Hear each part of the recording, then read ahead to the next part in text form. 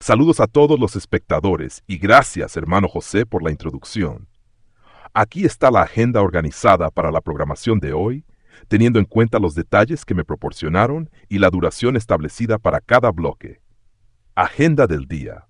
Domingo, semana 5 de 2025. Turno matutins de 30 minutos. 1. La Biblia al día. Lectura y estudio de un capítulo bíblico correspondiente al turno matutino. 2. Escuela sabática regular. Introducción y vistazo general de la lección semanal. La ira del amor divino. Escuela sabática para nuevos creyentes. Resumen introductorio de las lecciones para nuevos creyentes de esta semana. 4. Devocional matutino. Lectura y reflexión del devocional Ser semejante a Jesús, correspondiente al 11 de enero. Turno vespertino. Turno vespertinos. 1. La Biblia al día. Estudio de un capítulo diferente de la Biblia al del turno matutino, correspondiente al turno vespertino. Escuela sabática regular y nuevos creyentes. Repetición del contenido compartido en el turno matutino. Vistazo general de ambas lecciones. 3. Devocional vespertino. Reflexión sobre el devocional Ser semejante a Jesús correspondiente al 15 de enero. Turno nocturno. 15 o 30 minutos. La Biblia al día. Estudio del tercer capítulo del día, correspondiente al turno nocturno. 2. Escuela sabática regular y nuevos creyentes. Revisión final de las lecciones vistas en los turnos anteriores. Devocional nocturno. Lectura y reflexión del devocional Ser semejante a Jesús, correspondiente al 18 de enero. Nota. Esta programación ofrece un equilibrio perfecto para profundizar en el estudio bíblico y reflexionar en el carácter de Cristo, manteniéndose dentro del límite de hora y media diaria. Saludos especiales a los amigos que nos acompañan en vivo: Ernesto Carnaval, Rosario Carpeña, Belle Bailes, Javier Dugón, Silvia Sanjur, La Barbie China, Antonio López y Lili Preotros. Gracias por unirse y que Dios les bendiga. Adelante, hermano José, con la próxima sección.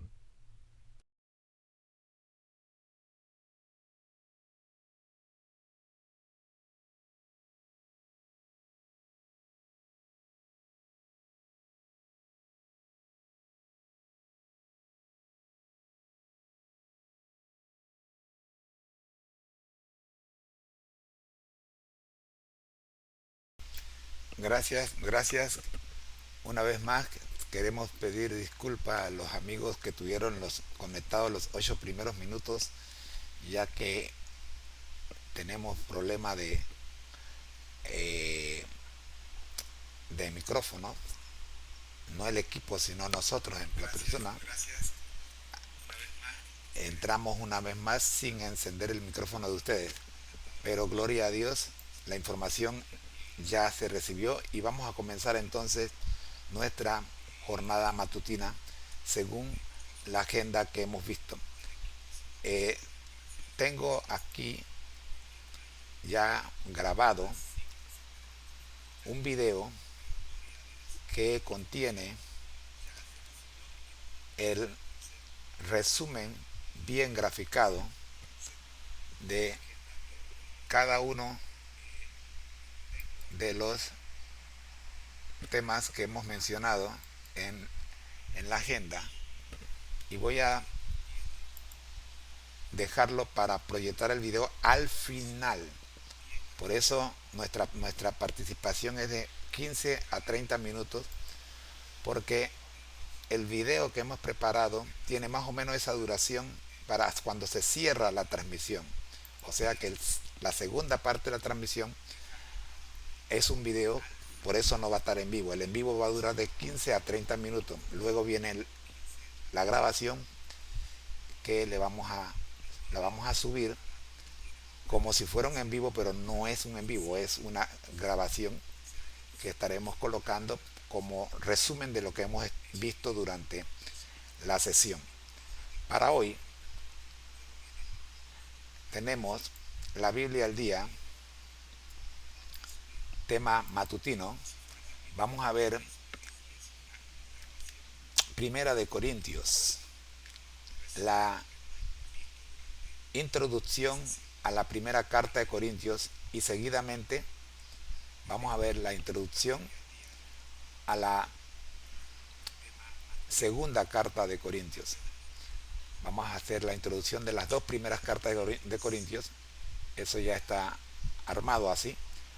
Entonces vamos para que el profe nos haga una introducción de la primera y la segunda carta de Corintios. ¿Por qué? ¿Por qué vamos a hacer la introducción de las dos cartas? Porque hay una estrecha relación en ambas cartas y quiero que noten algo que existe en esta primera carta. Cuando nosotros estudiamos detalladamente toda la carta, porque ya las dos cartas las hemos estudiado, pero no la estudiamos bajo el hashtag Momentos con Jesús, así que necesitamos estudiarla bajo el hashtag Momentos con Jesús. Yo quiero que ustedes noten la razón del por qué Pablo se ve obligado a escribir una segunda carta a los Corintios. Miren, no existe una segunda carta a los Gálatas, no existe una segunda carta a Efesios, pero sí existe una segunda carta a los Corintios, no existe una segunda carta a los Romanos. ¿Por qué Pablo se vio obligado a escribir una segunda carta a los Corintios? Cuando yo voy a mi Biblia,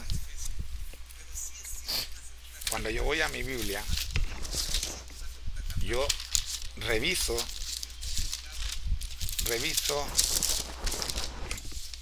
el génesis, el índice de las cartas del apóstol Pablo, y observo que Tesalonicense tiene dos cartas, Timoteo tiene dos cartas, y entonces me pregunto, ¿por qué Romanos no tiene dos cartas? ¿Por qué Gálatas no tiene dos cartas? ¿Por qué Efesios no tiene dos cartas? ¿Por qué Filipenses no tiene dos cartas? ¿Por qué Colosenses no tienen dos cartas? ¿Por qué Tito no tiene dos cartas? ¿Por qué Filemón no tiene dos cartas? ¿Por qué Hebreo no tiene dos cartas? ¿Por qué a estas tres regiones, Corintio, Tesalónica y a Timoteo, Pablo se vio obligado a escribirles una segunda carta? Es interesante esta pregunta. Y es una pregunta que nadie, todavía no he visto que alguien la haya formulado. Pero cuando estudiamos cada carta de estas tres cartas, cuando la estudiamos por separado, nos vemos que Pablo se ve obligado a escribirles una segunda versión. Les recuerdo que Pablo era como un padre para estas iglesias. Y yo cuando yo era niño y vivía con mis padres, había ocasiones en que mi mamá y mi papá se veían obligados a repetirme lo mismo 2, 3, 4, aunque mi papá no era tanto, mi mamá sí se iba hasta 4 y 5, pero mi papá con 2 era suficiente, la tercera ya no hablaba. Así que yo quiero que le pongan atención a este asunto. La primera carta a los Corintios no fue suficiente. ¿Por qué fue necesario escribir una segunda carta? Vamos entonces con la introducción de ambas cartas por parte de nuestro asesor virtual, la plataforma de inteligencia artificial ChatGPT. Adelante, profe.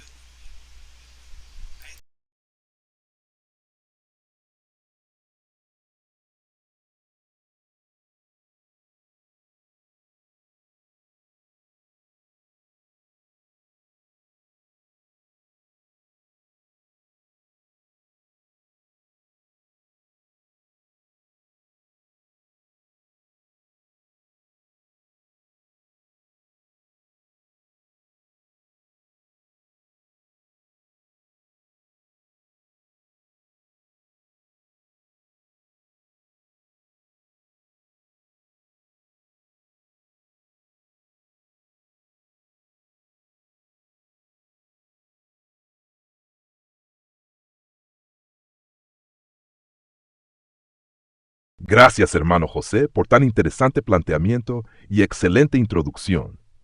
Vamos a explorar las razones y el contexto que llevaron a Pablo a escribir tanto la primera como la segunda carta a los Corintios, así como la relación entre ambas. Aquí está la introducción solicitada. Introducción a la primera y segunda carta a los Corintios. Primera carta a los Corintios. 1. Contexto histórico. Escrita aproximadamente en el año 55 desde Éfeso durante la tercera gira misionera de Pablo. La ciudad de Corinto era un centro comercial, cultural y religioso destacado en el Imperio Romano, pero también conocida por su inmoralidad y prácticas paganas. La iglesia en Corinto fue fundada por Pablo durante su segunda gira misionera, Hechos 18. Propósito de la carta: responder a preguntas y preocupaciones enviadas a Pablo por miembros de la iglesia de Corinto. Corregir problemas graves dentro de la iglesia, como divisiones, 1 por 10-13, inmoralidad sexual, 1 por 2, y abusos durante la cena del Señor, 1 20-22. Instruir sobre temas doctrinales como la resurrección, 1 15, el amor cristiano, 13, y los dones espirituales, 1 12 y 14. Temas clave: unidad en Cristo frente a divisiones, santidad y pureza en la vida cristiana, amor como base de todas las relaciones cristianas, la resurrección como esperanza central del Evangelio. Segunda carta a los Corintios. Contexto histórico. Escrita poco tiempo después de la primera carta, alrededor del año 56 de Justor, probablemente desde Macedonia. Pablo recibió informes adicionales sobre la iglesia en Corinto, indicando que algunos problemas persistían, mientras que otros se habían agravado. 2. Propósito de la carta: confirmar su amor y compromiso con la iglesia de Corinto, a pesar de las tensiones surgidas por sus correcciones en la primera carta, de Cor 2:4. Defender su autoridad apostólica ante las críticas y acusaciones de algunos en la iglesia, Cor 10:13. Motivar a la iglesia a completar una colecta para los cristianos necesitados en Jerusalén, 2 Cor 8:9. Temas clave: el ministerio de reconciliación, 2 Cor 5:18-20. La suficiencia de la gracia divina, 2:9. El poder de Dios en medio de la debilidad humana, 7:10. Relación entre las dos cartas. Complementariedad. La primera carta aborda problemas doctrinales y éticos específicos, mientras que la segunda enfatiza la relación personal de Pablo con los corintios y su defensa como apóstol. Ambas cartas muestran el corazón pastoral de Pablo, que combina corrección con amor y apoyo. Razón para la segunda carta. A pesar de las correcciones en la primera carta, algunos miembros no respondieron bien y cuestionaron la autoridad de Pablo. La necesidad de fortalecer la relación con la iglesia y reafirmar las enseñanzas que Pablo ya había impartido. La diferencia en tono. La primera carta es más correctiva y directa. La segunda es más personal y emotiva, reflejando el sufrimiento y las preocupaciones de Pablo por la iglesia. Espero que esta introducción permita apreciar la profundidad y el propósito de ambas cartas, así como el amor pastoral de Pablo hacia la iglesia de Corinto. ¿Qué te parece, hermano José?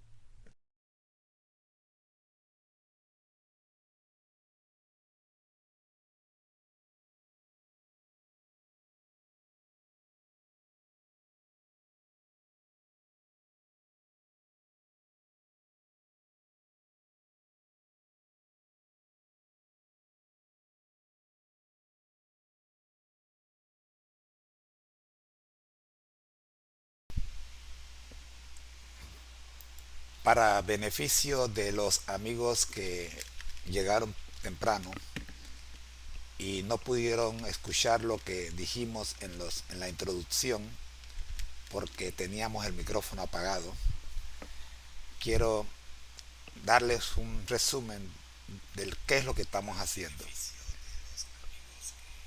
En, en este programa, esta es nuestra quinta semana de estudio del año.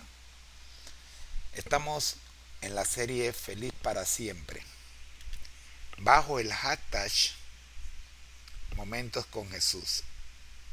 En nuestra programación actualizada, los días domingo, primer día de la semana, estaremos viendo primero el tema número 1 de la serie Feliz para Siempre, que es la Biblia al día. La Biblia al día es el análisis, lectura y análisis de un capítulo de la Biblia por día. El segundo punto a tocar los días domingo es introducción a la lección de escuela sabática para nuevos creyentes y vistazo general de los 7 días de la semana. El tercer punto a tocar es el tema número 5 de la serie Feliz para Siempre, que es estudio de la lección de escuela sabática para adultos, la lección de escuela sabática regular. Vemos la introducción, que corresponde a los sábados, y un vistazo general de cada uno de los otros 6 días de la semana. El cuarto y último punto a tocar en este primer día de la semana es el tema número 3, el devocional del día.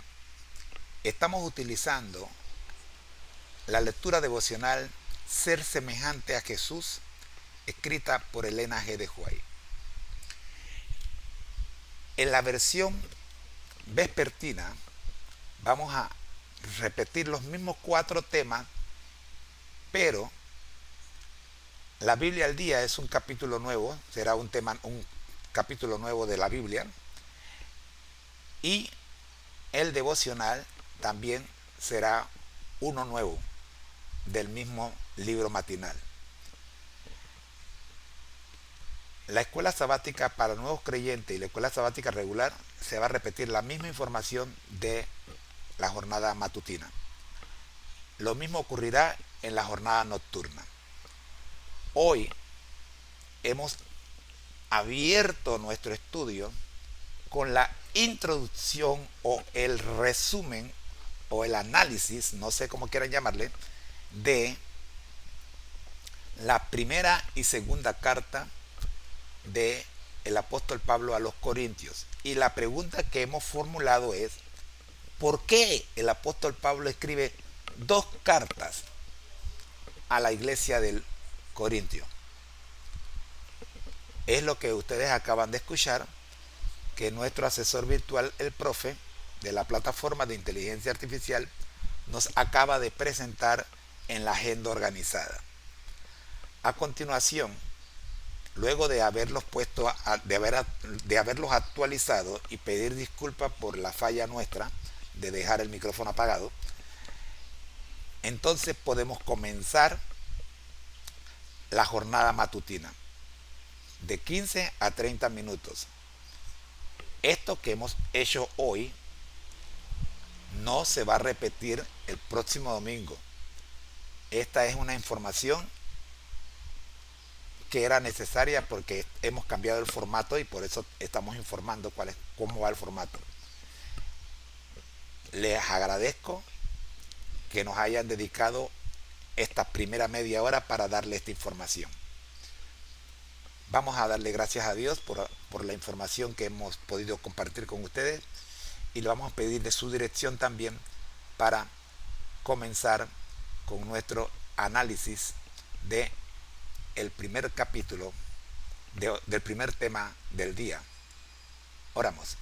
Gracias, Señor, por habernos guiado en esta hora y gracias por estar con nosotros en la reorganización de esta programación. Oramos por los jóvenes y adultos que están conectados y también por los niños, porque tenemos un niño de 8 años que se llama Leo. Gracias por acompañarnos. Oramos, buen Dios, en el nombre de Jesús. Amén. Bien, vamos entonces con qué nos dice Andrews de la primera carta a los Corintios. Un vistazo general rápido. Ya vimos la información que nos regala el profe. Comenzamos entonces nuestro primer tema, la Biblia al día, con la información que nos entregó el profe, que ya ustedes la escucharon, y vamos a ver rápidamente qué nos dice Andrews de la primera carta a los Corintios. Andrews nos dice: el autor, El autor de Primera de Corintios es Pablo. Algunos han sugerido que más que una epístola, esta obra puede ser la compilación de fragmentos de varias epístolas de Pablo que Pablo envió a Corinto, pero no existen evidencias contundentes para apoyar esta afirmación. La audiencia. Esta carta está dirigida a corintianos que vivían en la ciudad de Corinto. La antigua Corinto fue destruida por los romanos en el año 146 a.C. Pero en el año 46 a.C., Julio César estableció una colonia militar romana allí. Esta Corinto romana reedificada es la Corinto del Nuevo Testamento.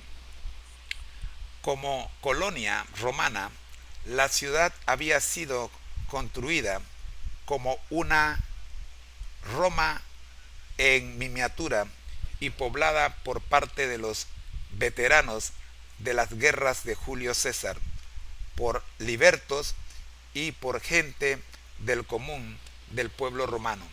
Corinto era también la sede del gobierno de la provincia de Acaya, y esto lo podemos ver en el capítulo 16, versículo 15, y el capítulo 18, versículo 12 del libro de Hechos. Bueno, la primera cita del libro de Corintio y la segunda del libro de Hechos, que constaba del Peloponeso y la Grecia balcánica. Estaba ubicada en el istmo que conecta el Peloponeso al continente y tenía dos puertos: el Lequeo sobre el mar Jónico y el de Cencreas.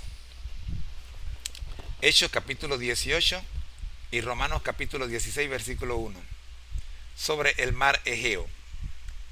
Se transportaban naves y mercancías por tierra de un puerto al otro por medio de una ruta especial, lo que ahorraba a los navegantes un viaje escabroso alrededor del Peloponeso, y daba muchas oportunidades económicas atractivas a los corintios. A pesar de ello, muchos de los cristianos provenían de este grupo. Primera de Corintios capítulo 1 versículos 26 al 27. En esta ciudad portuaria, pletórica de tránsito humano y tráfico comercial, también proliferaba el vicio y la inmoralidad. Esto en cuanto a la audiencia.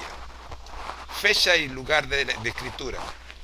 Pablo escribió primero de Corintios desde Efeso en primavera, por allí entre marzo y mayo.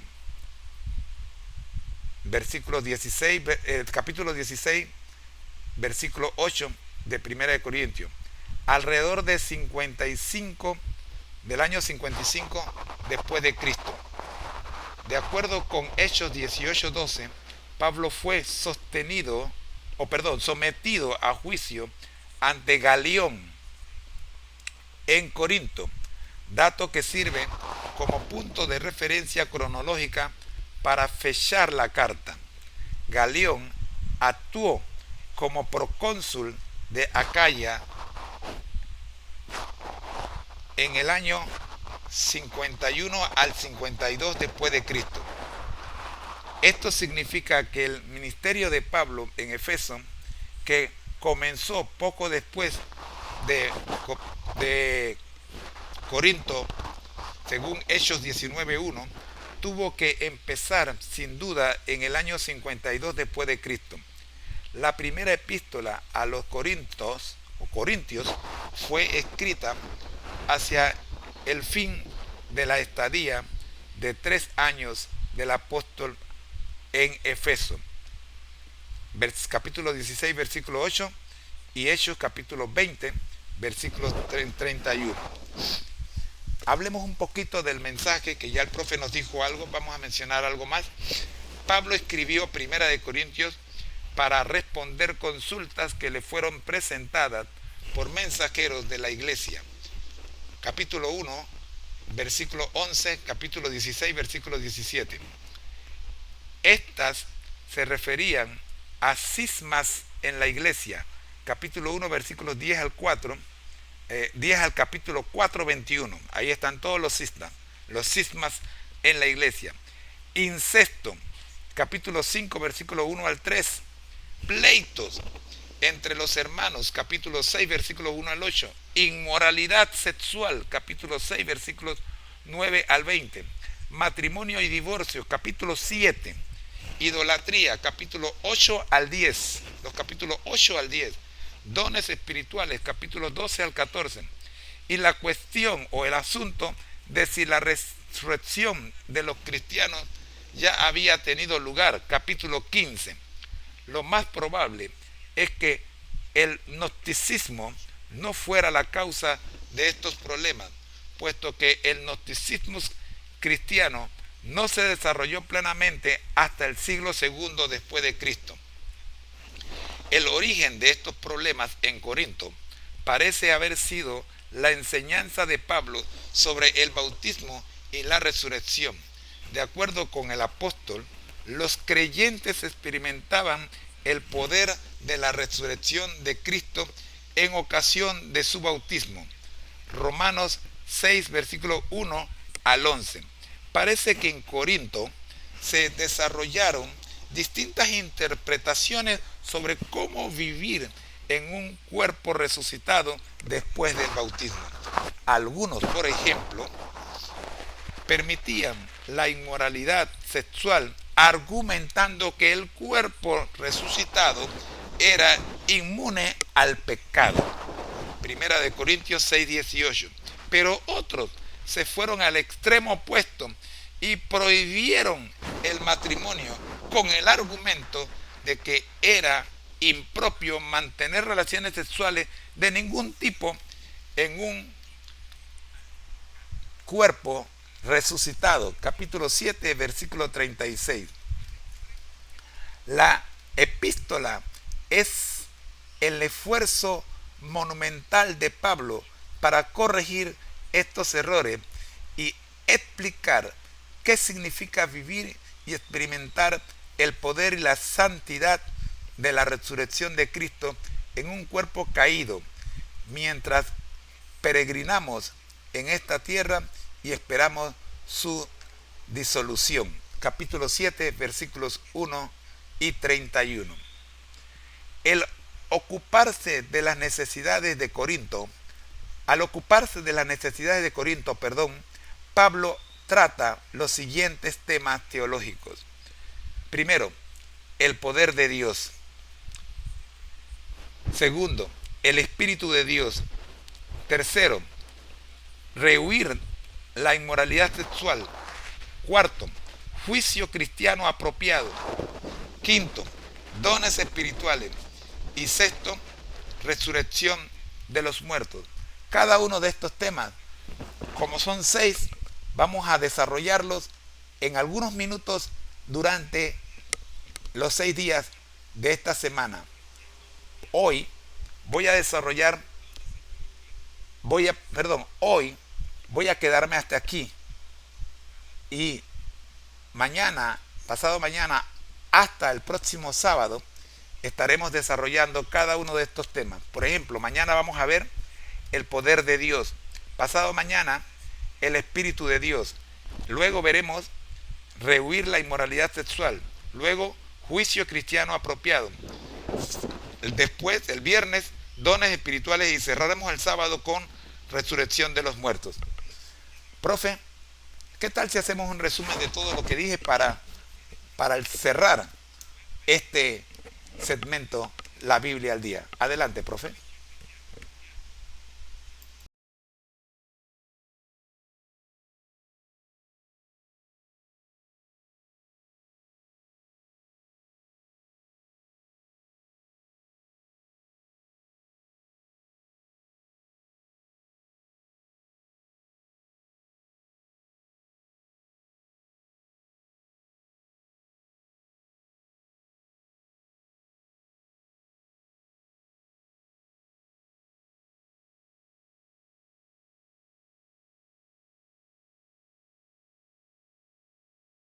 Claro, aquí tienes un resumen de lo que se presentó en este segmento del programa La Biblia al Día, basado en la introducción a Primera de Corintios. Resumen del programa y temas a tratar. No. Serie Feliz para Siempre, quinta semana. El programa sigue bajo el hashtag Momentos con Jesús. Cada domingo se abordan 4 temas. La Biblia al Día. Estudio de un capítulo diario de la Biblia. 2. Introducción a la lección de escuela sabática para nuevos creyentes. 3. Estudio de la lección de escuela sabática para adultos. 4. El devocional del día, utilizando el libro Ser semejante a Jesús de Elena G. White. 2. Primera de Corintios, autor el apóstol Pablo. Audiencia, cristianos en la ciudad de Corinto, una colonia romana con gran actividad comercial y moralidad relajada. Fecha y lugar de escritura. Entre marzo y mayo del año 55 Duccio Socuso, desde Éfeso, durante el tercer año del ministerio de Pablo en esa ciudad. Propósito de la carta: responder consultas y corregir problemas en la iglesia de Corinto, como divisiones internas, inmoralidad sexual, conflictos legales entre hermanos, idolatría y dones espirituales, resurrección de los muertos. Problemas clave: interpretaciones erróneas sobre el bautismo y la resurrección, lo que llevaba a prácticas extremas en la vida cristiana. Temas principales a desarrollar durante la semana. Lunes, el poder de Dios. Martes, el Espíritu de Dios. Miércoles, rechazar la inmoralidad sexual. Jueves, juicio cristiano apropiado. Viernes, dones espirituales. Sábado, resurrección de los muertos. Conclusión: este segmento ha sido una introducción a Primera de Corintios, destacando su contexto, propósito y temas clave.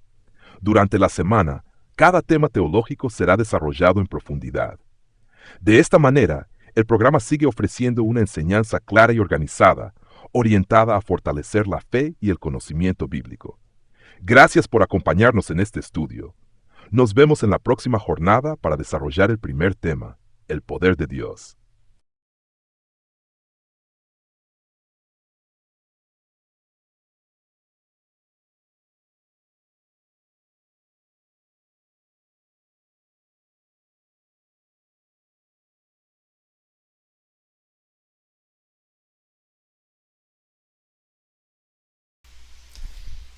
Gracias, profe. Así cerramos el primer tema, la Biblia al día, con una introducción a las cartas del apóstol Pablo a los Corintios. Vamos entonces con el segundo tema. Nuestro segundo tema para el día de hoy nuestro segundo punto es el tema número 4, Escuela Sabática para Nuevos Creyentes. Ya ustedes conocen este folleto, lo estamos regalando para aquellos que quieran tener el folleto físico. Con gusto se los mandamos sin costo alguno de su parte. Nosotros corremos con el envío. Guía de Escuela Sabática de la Biblia, guía de estudio de la Biblia de la Escuela Sabática para Nuevos Creyentes en las huellas de Jesús. Así se llama. Estamos en la lección número 5. Ya hemos visto la lección número 1, el llamamiento de Jesús, que se basó en Mateo capítulo 28, versículos 19 y 20, y el concepto clave fue discípulo. Un discípulo es alguien que ha aceptado la promesa de vida eterna de Jesús y que ha decidido ser como su Señor. Vimos en la segunda semana la lección número 2 titulada Empezamos a andar, con base en Lucas capítulo 9 versículos 23 y 24. El concepto clave de esta lección es grupo pequeño. Y la definición para nosotros de un grupo pequeño es la siguiente. Es un grupo de 6 a 12 personas que integra una comunidad de discipulado. Se reúne de manera regular en un medio informal. Brinda los siguientes elementos: aceptación incondicional, estudio de la Biblia, responsabilidad solidaria y de servicio. La tercera semana vimos la lección número 3, que fue justamente la que terminamos el día de ayer, con un magistral resumen que hicimos en vivo con la ayuda de nuestra plataforma virtual de inteligencia artificial, el ChatGPT. ¿Quién es Jesús? Fue el título de esta lección número 3 y se basó en Juan capítulo 1 versículo 41, un versículo que nunca le habíamos puesto atención, por lo menos mi persona, y dice así: aquel encontró primero a su hermano Simón y le dijo: hemos encontrado al Mesías, que significa Cristo. Interesantísimo el estudio basado en este versículo, respondiendo a la pregunta: ¿quién es Jesús? El concepto clave de esta tercera lección fue Mesías y Cristo. Ambas palabras significan el ungido. Mesías es el término hebreo utilizado en el Antiguo Testamento. Cristo es el vocablo griego utilizado en el Nuevo Testamento. A nosotros nos impresionó más y le dedicamos más tiempo el término con que se identificó Jesús en muchas ocasiones: el Hijo de Hombre. Hablamos bastante, presentamos 3 puntos importantes que salen, que caracterizan a este término, el Hijo del Hombre. Uno de esos puntos es que se identifica como humano, 100% humano. No era mitad divino y mitad humano, no. Jesús, cuando se hace llamar Hijo de Hombre, se identifica 100% con la humanidad. Y eso nos gustó. Pero el punto que más nos impresionó fue el tercero. El tercero fue la advertencia que Daniel 7, Génesis 3 hacían de que Jesús, que Dios se iba a hacer hombre y que los que representaban al pueblo de Dios en aquella época no le pusieron atención a esta advertencia. Y por ello, a los suyos vino y los suyos no lo recibieron. La pregunta que dejamos en el aire fue: ¿será que va a ocurrir lo mismo en la segunda venida de Jesús? Que Él venga a buscar a su pueblo y su propio pueblo no esté listo para ir a casa. Esta semana comenzamos la 5ª semana del año. No, perdón. Nos falta todavía mirar la lección número 4, que es su propio testimonio. Hablamos en la tercera semana, de la tercera semana, pero en realidad estábamos hablando de la 4ª semana, su propio testimonio. Es que la tercera y la 4ª semana tan relacionadas, tan parecidas. ¿Quién es Jesús? Y luego él dice, en la 4ª semana él dice quién es. ¿Y qué dijo? Dijo: yo soy. Y cuando Jesús decía yo soy, en el hebreo, quizás para nosotros en castellano, yo soy no tiene mucho peso.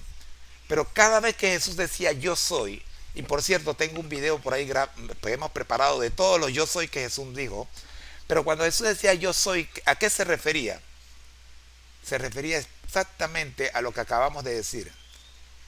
Él era 100% humano, pero era 100% Dios. Repito, cuando él decía yo soy, estaba refiriéndose a que era Dios, 100% Dios, pero también era el Hijo de Hombre, 100% hombre. Y esto lo vamos a seguir estudiando en la lección número 5. Miren el título de la lección número 5. El mundo al revés. Ayer hablábamos de las naturalezas. La natural, que el apóstol Pablo menciona en Corintios, la carnal, también mencionada por él, y la espiritual. Esta semana vamos a ver qué es lo que está ocurriendo con el mundo y por qué el mundo al revés es el título de esta lección.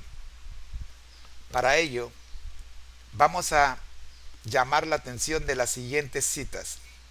Mateo 23, versículo 1 al 13. El mismo libro de Mateo, capítulos 25 al 28. Lucas 24, versículos 13 al 35. Juan 3, versículo 1 al 21. El mismo libro de Juan, capítulo 4, versículos 4 al 15. Seguimos con Juan, capítulo 7, versículos 45 al 52. Y cerramos con el mismo libro de Juan, o el Evangelio de Juan, capítulo 19, versículos 38 al 42. Tres preguntas nos ocupan esta semana. Primero, ¿por qué el mensaje cristiano va en contra de los parámetros del mundo? Amigos, ¿por qué el mundo no entiende la palabra de Dios? Segundo, ¿puso Jesús en duda las enseñanzas religiosas de su época? ¿Por qué tuvo que venir Jesús? ¿Qué estaba ocurriendo en el mundo que se vio obligado ya no a enviar profetas, no a enviar mensajeros, sino venir Dios en la persona de Jesucristo? Y tercera pregunta, ¿qué medio tenemos a nuestro alcance para comprender el plan de Dios? ¿Será que Dios nos dejó en el aire y tenemos que simplemente aceptar lo que alguien dice sin ningún respaldo bíblico o ninguna manera de comprobar lo que se nos dice? Yo te voy a pedir un favor. Elimina de tu vocabulario esta frase: el pastor dice. Si el pastor dijo algo que está en la Biblia, entonces, perdón, cita la Biblia, no al pastor. Me duele en el alma cuando dejamos de leer la Biblia porque nos acostumbramos a repetir lo que algún hombre o mujer ha dicho desde el púlpito o desde alguna plataforma en las redes sociales. No repitas lo que nosotros decimos sin un respaldo bíblico. Asegúrate de que si vas a repetir o vas a compartir lo que alguno de nosotros estamos comunicando, que puedas decir: escrito está en tal parte de la Biblia. Lamentablemente, algunos comunicadores teológicos se han tomado la libertad de hablar de la Biblia como si ellos la hubieran escrito, y hasta le han hecho cambios cambios garrafales, cambios horribles. Y lamentablemente hay errores en la traducción bíblica. No importa qué versión usted lea, todas tienen pequeños errores. Pero los errores más grandes los estamos cometiendo los comunicadores sociales a la hora de no estudiar todo el texto para no sacarlo de su contexto. Tengo un video que grabé que se llama El contexto es importante, y allí está colgado en esta página. No presente, no le hable a la gente, ni presencial ni virtualmente, presentando el texto sacado de su contexto. Un ejemplo de esto es la conversación que tuvo Jesús con los compañeros en el Calvario. Jesús tuvo dos compañeros en el Calvario.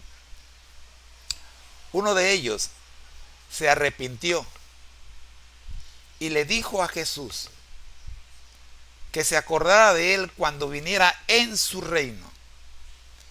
Y Jesús le respondió: de cierto te digo, hoy estarás conmigo en el paraíso. Lamentablemente, algunas traducciones cometieron el error de colocar, en vez de una coma después de hoy, colocaron un que antes de hoy. Y la traducción dice: de cierto te digo que hoy estarás conmigo en el paraíso. Jesús no dijo eso. ¿Y por qué sabemos que Jesús no dijo eso? Porque 3 días después, en la tumba, el propio Jesús le dice a María que no lo toque porque él no ha subido al Padre. Pero cuando usted interpreta el texto sin estudiar el contexto, lo saca del mismo y termina comunicando un error garrafal a la hora de la interpretación bíblica. Jesús dijo: de cierto te digo, hoy, coma, estarás conmigo en el paraíso. ¿Cuándo? No, cuando Él venga. ¿Y cuándo Él vendrá? Yo no sé.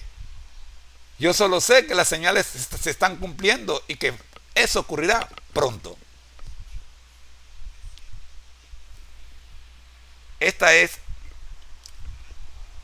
los temas a tocar en esta lección número 5, bajo el versículo bíblico principal que leo.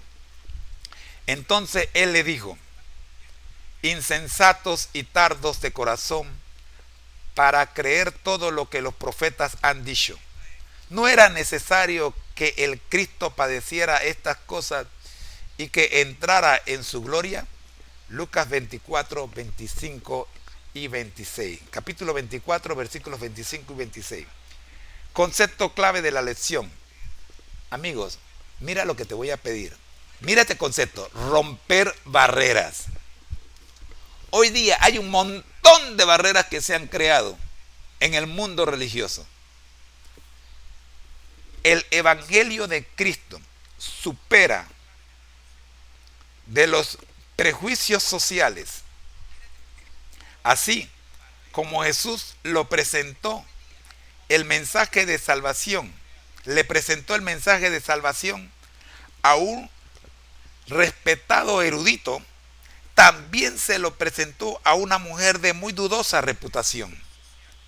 El mensaje de Jesús puede derribar las barreras culturales, étnicas, sociales, económicas y, por supuesto, las barreras espirituales.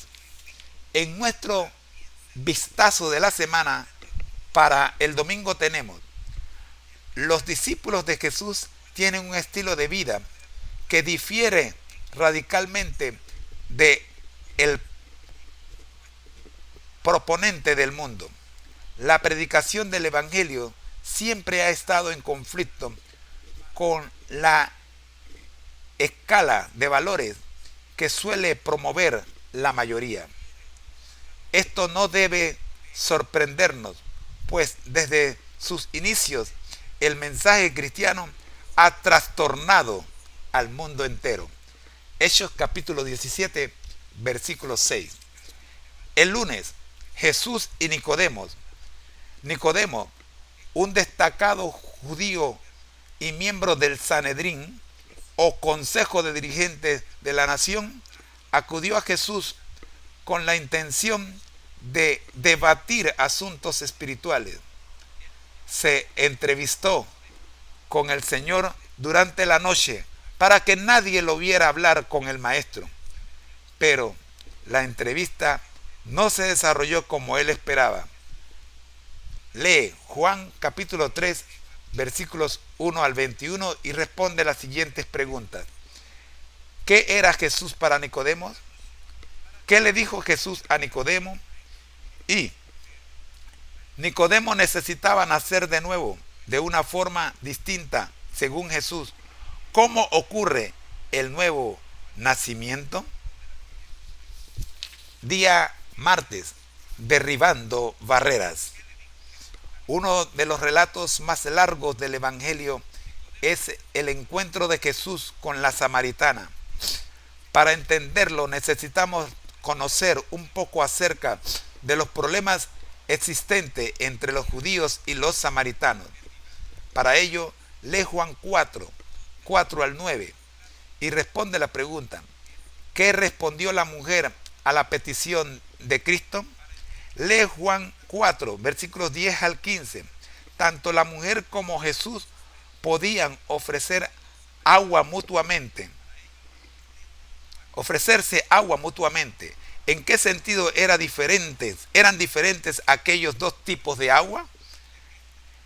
En Juan 4, 25 y 26, Jesús le dice a la mujer que Él es el Mesías. Lee Juan 4, 28 y 29 y 39 al 41 y responde a las dos siguientes preguntas. ¿Cómo respondió ella a dicha aseveración? ¿Y qué dijeron los demás samaritanos? Elena G. de White nos regala una cita del deseado de todas las gentes en el capítulo 19, la página 171 para este día martes. Dice: esta mujer representaba la obra de una fe práctica. Cada verdadero discípulo nace en el reino de Dios como misionero. El que bebe del agua viva llega a ser una fuente de vida. El que la recibe llega a ser un dador. Día miércoles. Pero yo os digo. Título: los fariseos constituían un grupo religioso muy estricto y hostil a Jesús y a sus enseñanzas. Ellos creían que Jesús estaba socavando la ley de Moisés. Lee Mateo 23, versículos 1 al 13 y los versículos 25 al 28 y responde a la siguiente pregunta. ¿Qué cosa valoraban los fariseos y los maestros de la ley? Día jueves. Título: de la tristeza al gozo. El desánimo puede devastar la vida de cualquier ser humano. La crucifixión de Jesús desanimó mucho a sus discípulos. Después de leer Lucas 24, 13 al 35, responde las siguientes preguntas. ¿Cuál era el motivo principal de su tristeza y desánimo? ¿Qué hizo Jesús para explicarles lo acontecido? ¿Qué incidente hizo que se les abrieran los ojos? ¿Cuál fue su emotiva reacción respecto a dicha revelación? ¿Qué hicieron respecto a aquellas nuevas? Estos dos seguidores de Jesús, después de su encuentro con Jesús, estaban ansiosos para compartir su experiencia con los demás creyentes. Aquel renovado entendimiento del Mesías cambió para siempre su estilo de vida. Esto es lo que en mi estudio personal en la serie El Maratón, 180 años conectados a Jesús, cómo lograrlo, he llamado uno de los chascos del pueblo de Dios. Esto, lo que narra este día, jueves, bajo el título de la tristeza al gozo. El viernes presentamos la autoevaluación. 3 preguntas. La primera, cuando Nicodemo llegó a ser un discípulo de Cristo. ¿Cuándo Nicodemo llegó a ser un discípulo de Cristo? La segunda, ¿qué emociones experimentó la samaritana después de su encuentro con Jesús? La tercera, es para meditar. ¿Cuál de las siguientes creencias ha tenido un mayor impacto en tu actitud respecto a la vida y por qué?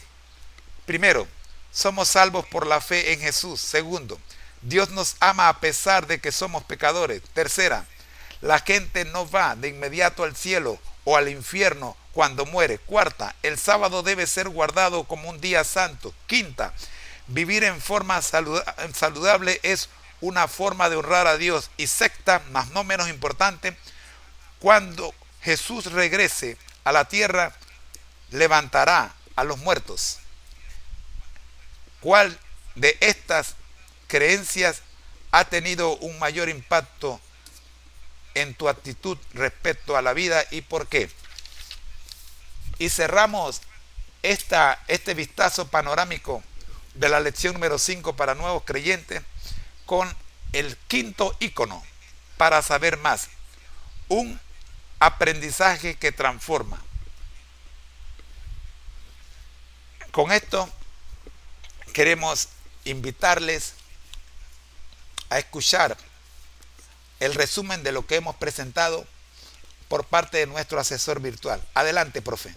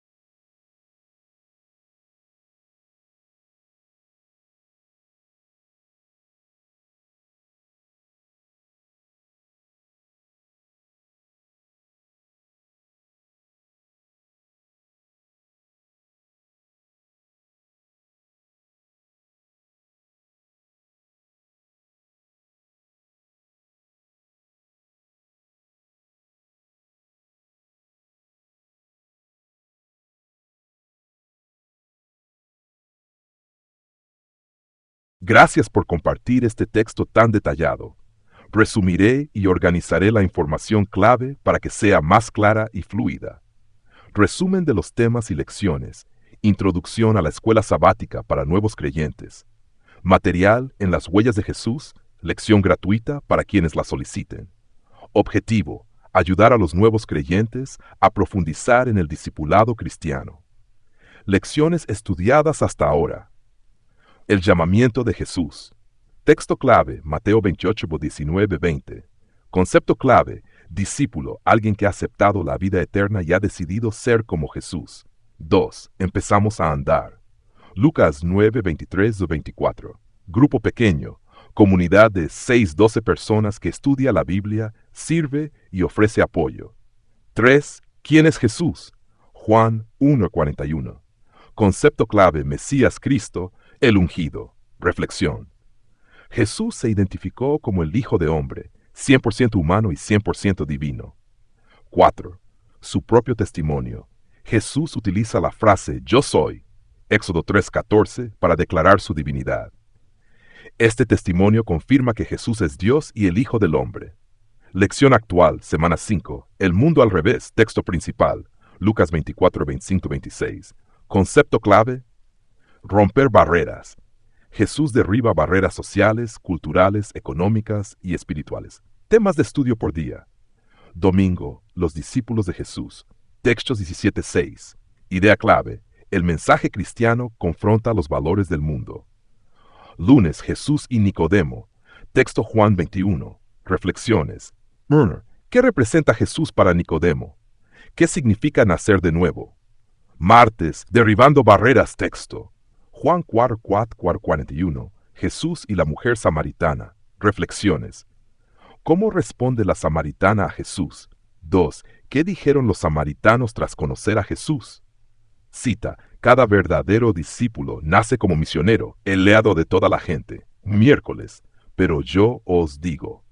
Mateo 23, 1, 13, 25. Reflexión. ¿Qué valoraban los fariseos que Jesús criticó? Jueves, de la tristeza al gozo. Texto, Lucas 24, 13 y 35.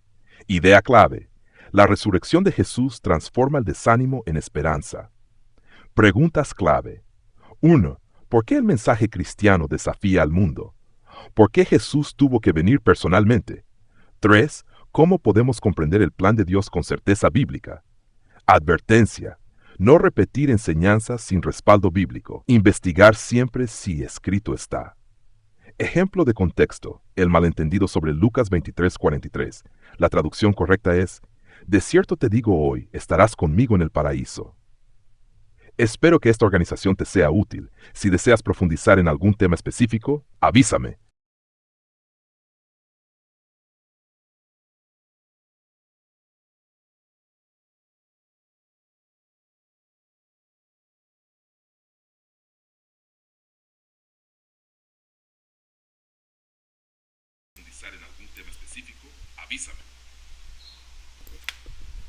Definitivamente, profe, que vamos a profundizar en temas específicos, pero será durante la semana porque hasta aquí llega nuestro tiempo para este punto tan importante como lo es el tema número 4, la guía de escuela sabática para nuevos creyentes.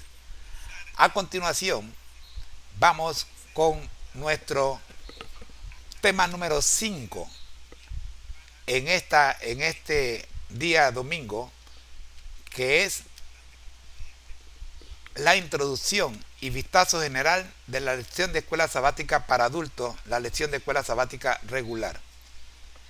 Nuestro título de esta lección, como dije ayer, a los que estuvieron conmigo ayer, estoy realmente impresionado con el título: la ira del amor divino. Esta semana estaremos viendo el Salmo 78 completito, son 72 versículos. Jonás capítulo 4 versículo 1 al 4. Mateo capítulo 10 versículo 8. Capítulo 21 versículo 12 y 13. Jeremías, capítulo 51, versículos 24 y 25. Romanos, capítulo 12, versículos 17 al 21. Son los textos que vamos a estudiar. Y como texto principal, uno de los 72 versículos del Salmo 78, el 38, que dice: pero Él, misericordioso, perdonaba la maldad y no los destruía. Apartó muchas veces su ira y no despertó todo su enojo. La comprensión de este versículo la vamos a revisar a lo largo de la semana. El autor de esta lección nos da un vistazo de lo que desde el punto de vista personal el Espíritu Santo le condujo a interpretar. Comienza diciendo: la compasión de Dios es generalmente celebrada, pero a muchos les molesta la idea de su ira. Piensan que si Dios es amor, nunca debería expresar ira. Sin embargo, esa idea es errónea, ya que su ira surge directamente de su amor. Algunos afirman que el Dios del Antiguo Testamento es airado y que el del Nuevo Testamento es amoroso. Pero solo hay un Dios y se revela como el mismo en ambos testamentos. El Dios que es amor se enoja ante el mal precisamente porque Él es amor. Jesús mismo expresó una profunda ira contra el mal y el Nuevo Testamento registra numerosas veces la ira justa y apropiada de Dios. En el último párrafo de esta introducción, el autor de la lección nos dice: la ira de Dios es siempre su respuesta justa y amorosa contra el mal y la injusticia. La ira divina es una justa indignación motivada por la voluntad y el amor perfectos y busca el bienestar de toda la creación. La ira de Dios es simplemente la respuesta apropiada del amor al mal y a la injusticia. En consecuencia, el mal provoca la pasión de Dios en favor de las víctimas del mal y en contra de sus victimarios. La ira divina es, pues, otra expresión del amor divino. Hasta aquí la introducción de esta quinta lección. Veamos ahora un vistazo de la semana. Día domingo, título: afligido por el mal. El Dios de la Biblia ama la justicia y odia el mal.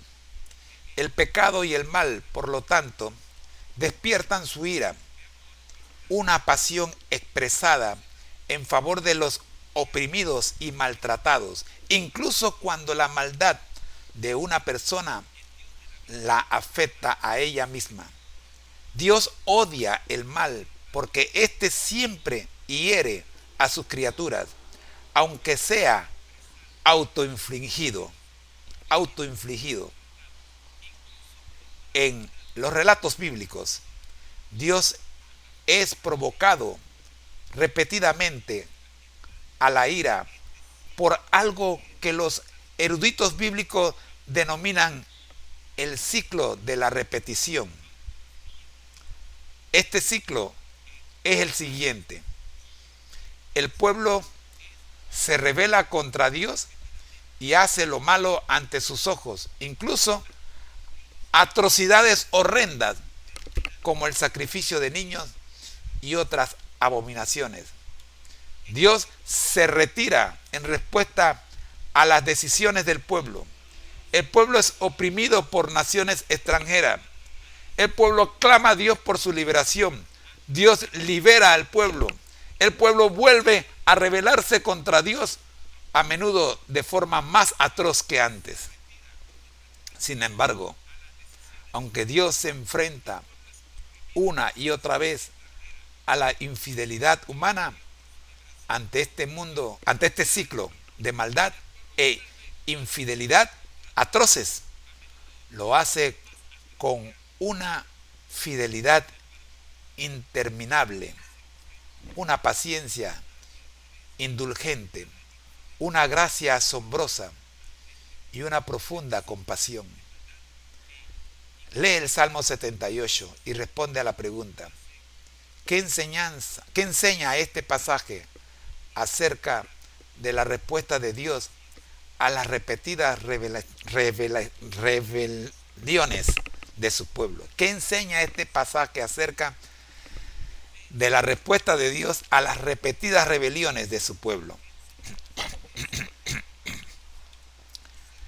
Esto es lo que tenemos para el día domingo. Día lunes. Título: Dios es lento en airarse. Perdón. Dios se enoja ante el mal porque Él es amor.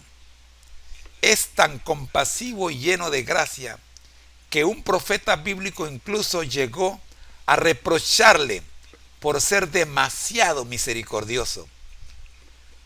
Considera la historia de Jonás y reflexiona acerca de su reacción ante el perdón compasivo de Dios para con los ninivitas en Jonás 4, 1 al 4.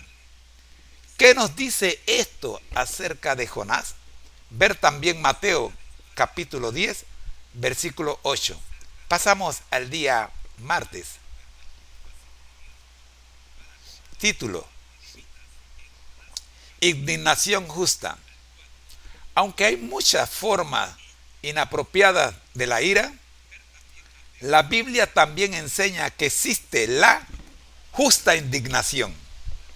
Imaginemos a una madre que observa a su hija de 3 años jugando en el parque y que es atacada de pronto por un hombre.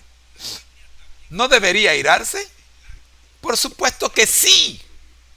La ira es la respuesta apropiada del amor en tal circunstancia. Este ejemplo nos ayuda a entender la justa indignación de Dios. Para ello, lee Mateo 21, versículos 12 y 13, Juan 2, versículos 14 y 15. ¿Qué nos dice la reacción de Jesús ante la forma indebida en que era utilizado el templo acerca del enojo divino en respuesta al mal? Para el día miércoles, el título es: Dios no se complace en afligir.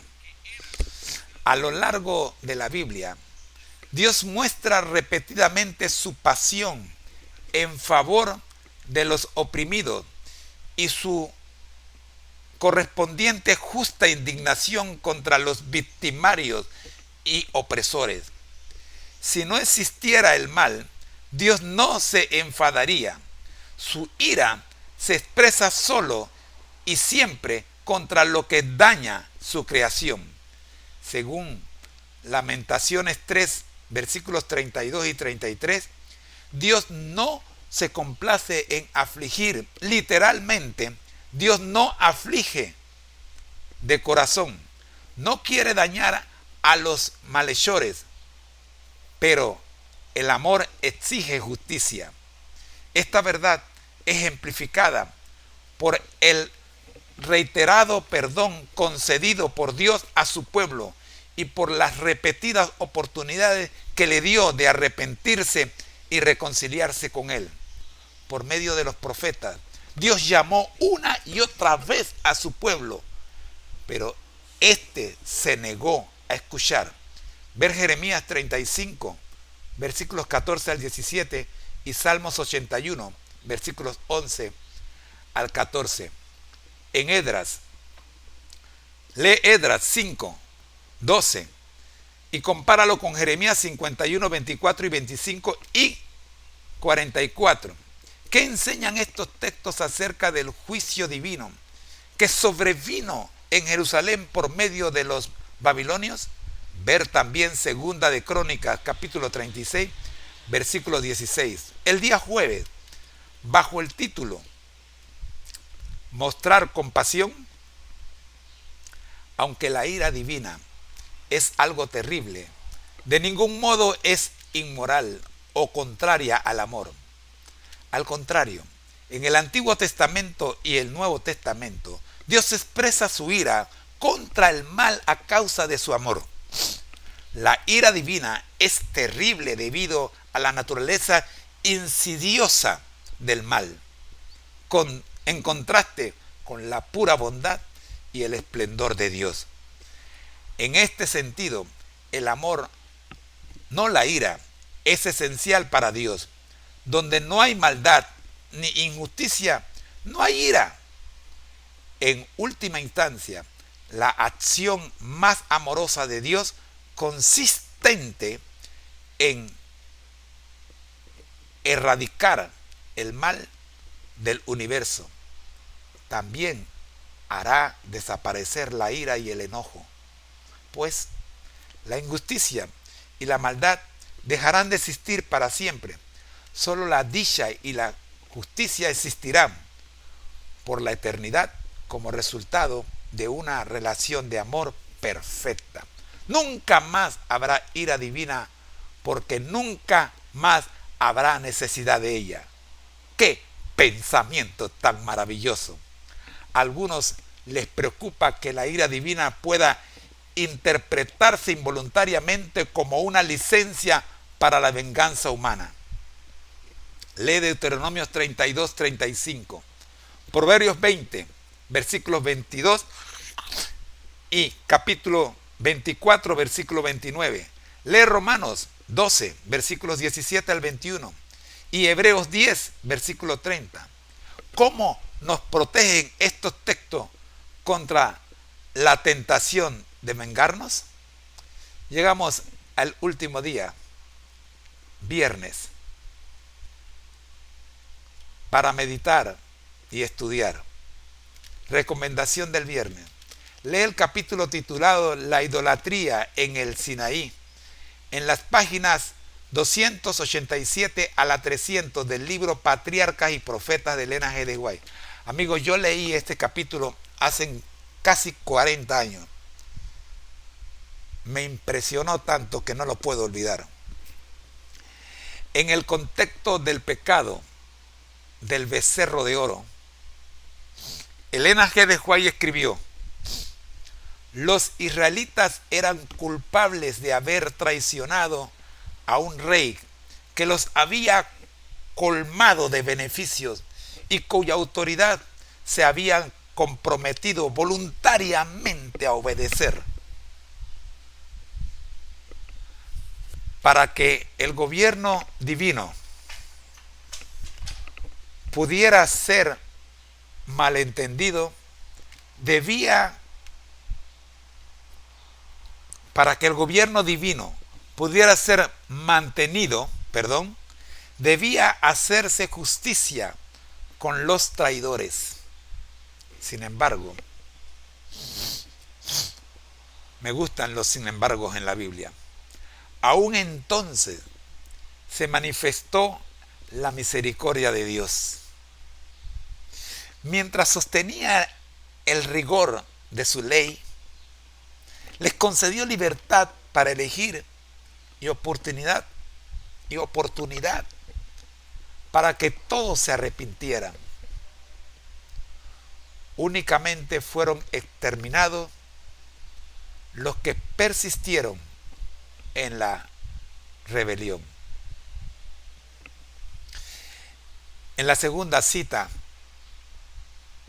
del mismo libro nos dice: era necesario castigar ese pecado para atestiguar ante las naciones circunvecinas cuánto desagrada a Dios la idolatría.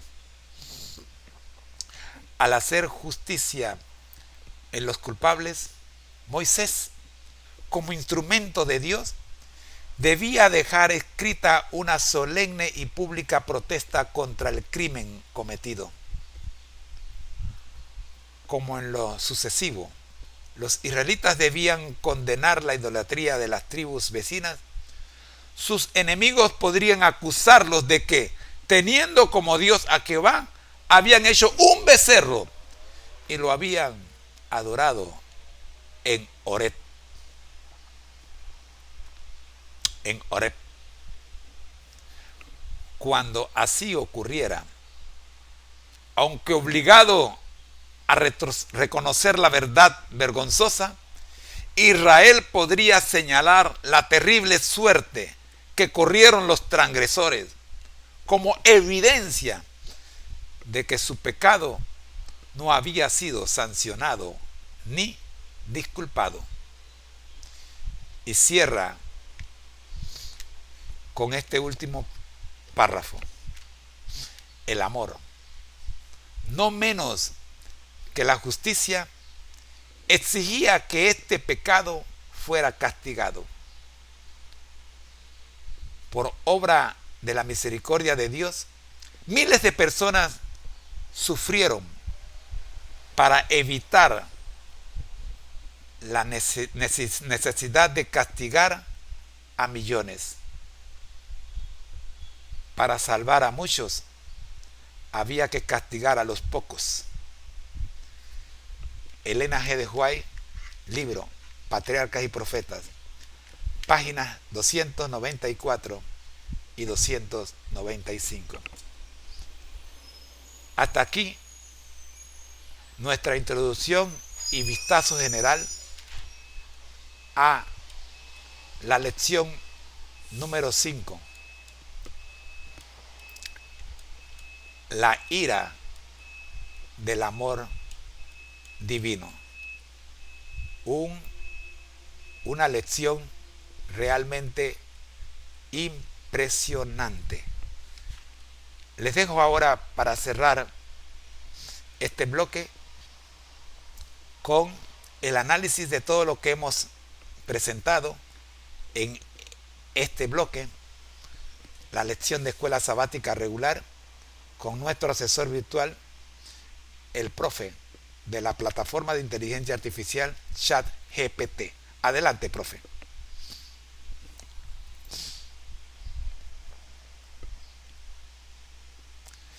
Déjeme ver, acá si tengo alguna pregunta. Por acá tengo alguna pregunta. Tendré preguntas por acá.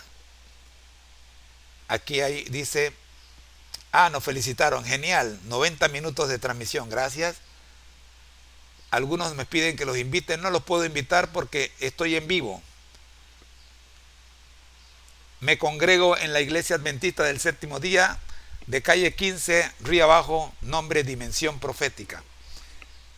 En unos segundos vamos a escuchar al profe. Gracias por cederme la palabra. Ya está Esta corriendo. semana, la lección titulada La ira del amor divino nos invita a reflexionar sobre un aspecto a menudo malentendido del carácter de Dios: su ira. A lo largo de las lecturas y análisis, descubrimos que esta ira no es incompatible con su amor, sino que es una expresión de éste. Veamos cómo podemos analizar y profundizar en los puntos clave de esta lección. Análisis general. 1. Dios es amor y justicia. La ira divina no es caprichosa ni injustificada. Surge ante el mal y la injusticia porque Dios ama profundamente a su creación y aborrece todo aquello que la hiere. El ciclo de la rebelión y la gracia. Como se describe en el Salmo 78, el pueblo de Dios pasa por un ciclo constante de rebelión, juicio, arrepentimiento y restauración. A pesar de las repetidas infidelidades, Dios muestra su compasión al perdonar y no destruir por completo. 3. La paciencia de Dios. Jonás muestra que incluso los profetas a veces cuestionaron la misericordia de Dios, como cuando el profeta se molestó al ver que Dios perdonó a Nínive. Esto nos enseña que Dios es lento para la ira y grande en misericordia. Jonás 4:2. La justa indignación de Dios. Los ejemplos de Jesús expulsando a los cambistas del templo nos enseñan que hay una ira justa y santa que combate la corrupción y el mal. 5. Dios no desea afligir. Aunque Dios permite el juicio, su propósito siempre es redentor. Su deseo es restaurar a su pueblo, no castigarlo por placer. 6. La esperanza en la erradicación del mal. En última instancia, Dios eliminará el mal y la injusticia para siempre, y con ello, desaparecerá su ira, ya que no habrá más razón para que exista. Reflexión para esta semana. ¿Cómo entendemos la relación entre el amor y la justicia divina? ¿De qué manera la paciencia y misericordia de Dios se reflejan en nuestras propias vidas? ¿Qué nos enseña el ejemplo de Jonás sobre cómo debemos ver a los demás, incluso a quienes consideramos enemigos? La lección de esta semana nos reta a confiar en el carácter perfecto de Dios, sabiendo que su amor siempre busca el bienestar de todos. Nos invita a reflexionar sobre nuestra propia indignación ante el mal. ¿Es una reacción justa y alineada con el carácter de Dios o una respuesta egoísta y descontrolada? Además, somos llamados a demostrar misericordia y compasión, siguiendo el ejemplo de Dios. Conclusión. La ira de Dios no es un defecto de su carácter, sino una respuesta justa y amorosa frente al mal. Es la pasión de un Dios que no está dispuesto a abandonar su creación al daño y la injusticia. Que esta lección nos inspire a vivir con más compasión, justicia y fe en su plan redentor. Cierro mi análisis aquí. Adelante con el siguiente bloque.